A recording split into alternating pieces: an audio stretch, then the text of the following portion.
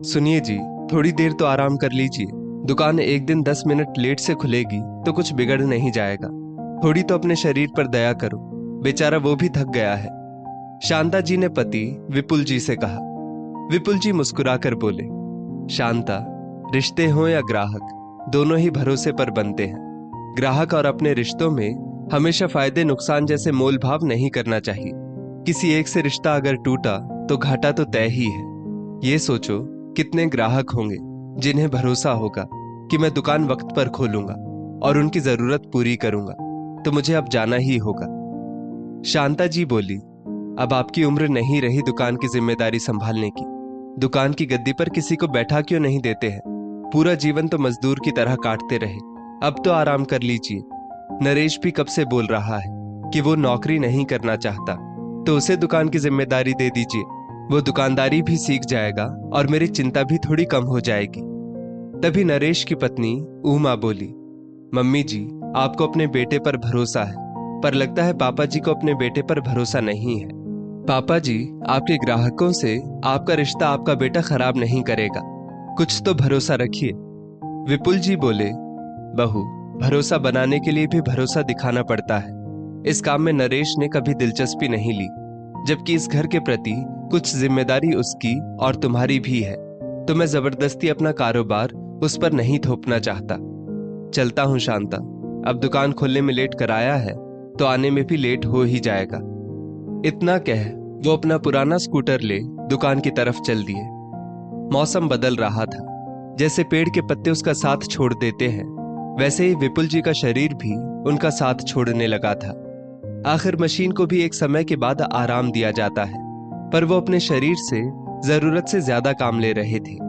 एक रोज नरेश पिता के साथ दुकान पर बैठा था, तभी विपुल जी के पुराने ग्राहक कम मित्र कैलाश बाबू आए और बोले, विपुल बाबू, क्या हाल समाचार है? आज तो आपका बोझ हल्का करने बेटा भी बैठा है। विपुल बाबू हंसकर बोले, अरे कैलाश बाबू, आइए आइए, आजकल तो आप दिखते ही नहीं हैं। सामान आजकल या तो आपका बेटा या पोता लेकर जाता है। बेटा नरेश, छोटू को बोलो 2 चाय मंगवाए, ये हमारे बहुत पुराने ग्राहक हैं। नरेश ने बुझे मन से 2 चाय के लिए बोला। कैलाश बाबू बोले, अब देखिए, छुट्टे पैसे लेकर पान खाने के लिए निकला था, तभी घर से फरमाइश आई कि घी लेते आइएगा, तभी रात में हलवा खाने को मिलेगा, तो बस एक डिब्बा घी दे दीजिए और पैसे बेटे या पोते से भिजवा दूंगा, नहीं तो आप खाते में लिख लीजिए। विपुल बाबू बोले, कैलाश भाई, कैसी बातें कर रहे हैं? आपसे हमारा रिश्ता बस ग्राहक वाला नहीं है। इतना भरोसा तो हम गैरों पर करते हैं, फिर आप तो हमारे सुख दुख के साथी हैं। तभी नरेश बोला, चाचा जी, खाते में मैंने लिख दिया है, बस आप दस्तखत कर दीजिए। विपुल बाबू बेटे से बोले, ये कैसी बातें कर रहे हो बेटा? ये हमारे बहुत पुराने मित्र हैं, इनसे दस्तखत करवाने की कोई जरूरत नहीं है। नरेश बोला, चाचा जी, आप ही बताइए, व्यापार और रिश्तों को जोड़ना क्या सही है? अब आगे बाबूजी की मर्जी। इतना कहकर वो बही खाता वहीं रखकर चला गया। कैलाश बाबू बोले, विपुल बाबू, हमारा जमाना विश्वास और रिश्तों पर चलता था। नए जमाने के खून हर चीज का प्रमाण पत्र मांगते हैं, इसमें कोई बुराई नहीं है। लाइए, मैं दस्तखत कर देता हूं। विपुल बाबू हाथ जोड़कर कैलाश बाबू से बोले, नहीं नहीं, मैंने रिश्ते हो या ग्राहक बड़े जतन से बनाए हैं, जिसके लिए दस्तखत की कोई जरूरत नहीं।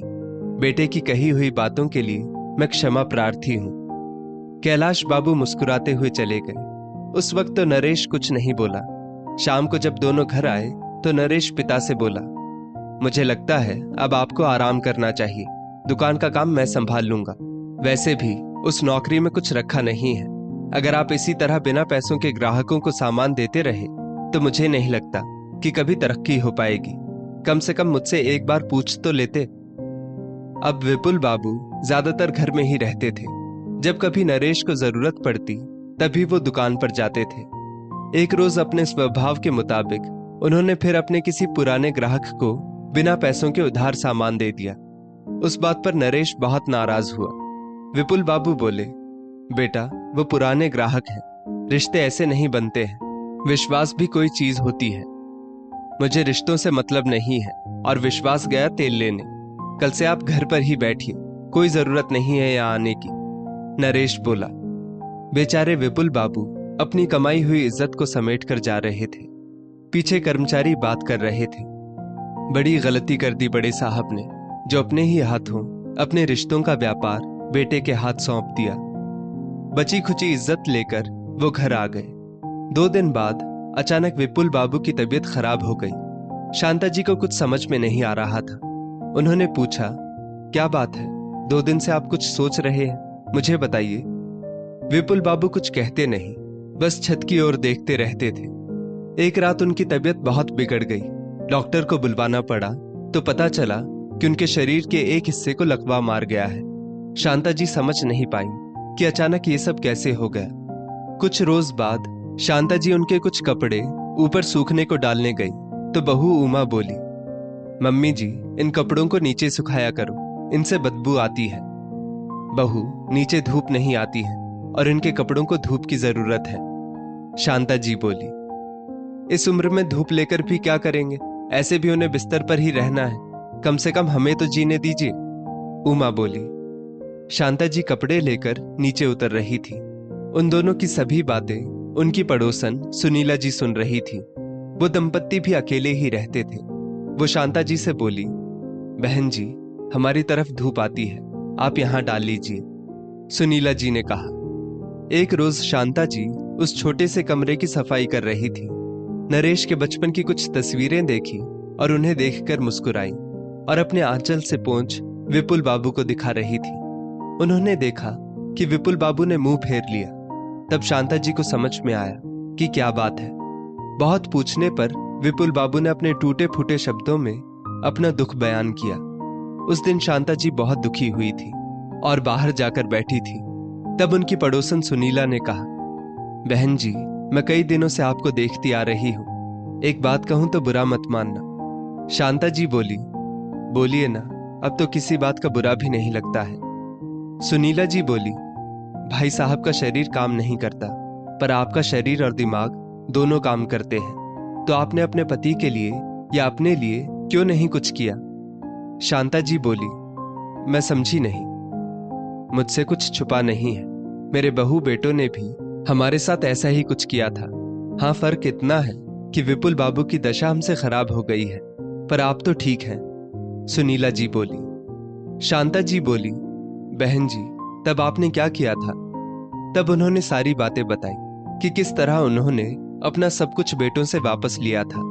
अब शांता जी ने भी हिम्मत की और ये सोच लिया कि अपने ही घर में किसी पुराने सामान की तरह जीवन नहीं काटेंगी। शांता जी ने एक वकील से बात की और पति को सारी बातें बताई और सारे कागजात इकट्ठा किए। फिर बेटे के खिलाफ एक कंप्लेंट डाली। कुछ रोज बाद शांता जी पति को व्हील चेयर पर बैठाकर धूप में लेकर बैठी थी। तभी डाक से नरेश को एक नोटिस मिला। मम्मी, आपका दिमाग तो ठीक है, इस उम्र में क्यों अपनी बची कुची इज्जत खराब कर रही है? नरेश सबके सामने बोला। शांता जी ने सबके सामने नरेश को एक थप्पड़ जड़ दिया और बोली, ये मेरा घर है, मेरे पति ने बनवाया है। वो दुकान की गद्दी तुम्हें बैठने के लिए दी गई थी, कब्जा करने के लिए नहीं। उमा बोली, मम्मी जी, आपको शर्म नहीं आई सबके सामने अपने जवान बेटे को थप्पड़ मारते हुए? लोग क्या कहेंगे कि इस उम्र में भी आपको पैसे से मोह है। शांता जी ने दूसरा थप्पड़ बहू को जड़ दिया और बोली, काश कि ये थप्पड़ तुम्हारे माँ बाप ने मारा होता तो आज हमारे रिश्ते ऐसे नहीं होते। बेटे को शर्म नहीं आई अपने पिता को सबके सामने बेइज्जत करते हुए। फिर मैं तो इसकी माँ हूं। और तुम भी सुनो, मेरे घर की धूप पर मेरा हक है। तुम दोनों इस घर से निकलो और अपनी छत का इंतजाम करो। बहुत हंगामा हुआ। कुछ लोगों ने कहा, इस बुढ़ापे में शांता जी ये क्या कर रही है, अब कौन सहारा बनेगा? एक औरत बोली, बहन जी, याद करो, जिस बच्चे को इतने लाड़ प्यार से पाला उसे ही अपने घर से निकालोगी, क्या हो गया है आपको? शांता जी ने कहा, मुझे सहारे की जरूरत नहीं है। जिसे इतने प्यार से अपने खून से सींचा, जब वो अपने रिश्तों को भूल गया तो मैं क्यों याद रखूं? बहन जी, व्यापार हो या रिश्ते, बहुत जतन से बनाने पड़ते हैं। आज मैंने ये कदम उठाया है, समाज की जो हालत है कल को आप लोग यही करेंगे। शांता जी अंदर गई और नरेश के बचपन की सभी यादों को एक डब्बे में जमा कर लाई और नरेश को देते हुए बोली, ये भी ले जाना, मैं सोच लूंगी कि मेरी कोई औलाद नहीं है। इन यादों को कहीं गंगा में प्रवाहित कर देना, क्योंकि जिन रिश्तों को मैंने सहेज कर रखा था वो तुम नहीं, और इस रिश्ते ने हमें दर्द के सिवा कुछ नहीं दिया। बाद में उमा के कहने पर नरेश ने कोर्ट में केस किया, पर उसे कुछ नहीं मिला, क्योंकि वो सारी संपत्ति विपुल बाबू ने खुद कमाई थी, ना कि उनके पिता और उसके दादा के द्वारा कमाई गई थी। अब शांता जी ने पति को ऊपर वाले हवादार कमरे में शिफ्ट किया और उनका इलाज करवाना शुरू किया। अपनी आधी संपत्ति उन्होंने अपने पोते के नाम कर दी और बाकी संपत्ति अपने जीते जी अपने पास और उसके बाद वृद्धाश्रम के नाम कर दी। दोस्तों, रिश्ते हो या ग्राहक, दोनों से संबंध बहुत नाजुक होते हैं, जिन्हें बहुत जतन से हमें संभाल कर रखना पड़ता है। जिस तरह माता पिता नवजात शिशु को सहेजते हैं, क्या उनके तीसरे पहर में हम उन्हें सहेज कर नहीं रख सकते? आखिर क्यों हमारे रिश्ते बिगड़ जाते हैं? इस स्टोरी को लेकर आपकी क्या राय है? नीचे कमेंट करके जरूर बताइएगा, और ऐसी ही और भी बेहतरीन वीडियोस के लिए हमारा पेज जरूर फॉलो करें।